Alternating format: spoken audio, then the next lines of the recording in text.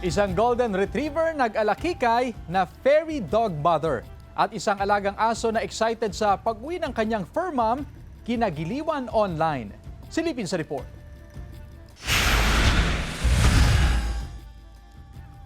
Walang make-up pero kikay na fairy dog mother ang atake ng isang golden retriever sa Caloocan City dahil sa fairy wings at iba't ibang accessories na suot nito. Nariyan ang makukulay na bracelet at necklace. At may pink pang hair clips at hair highlights. Umiilaw pa ang palda at pakpak. Marunong pang mag-project si Oxygen. Ayon sa fur parent ni Oxygen, bata pa lamang ito ay sanay na itong mabihisan at masuotan ng pangkikay. Walang paglagyan naman ng excitement ng isang Shih Tzu sa Santa Rosa City sa pagdating ng kanyang fur mom. Excited much si Bubbles pero parang hindi lamang siya ang natuwa. Bakas din kasi ang gigil sa boses ng kanyang fur mom.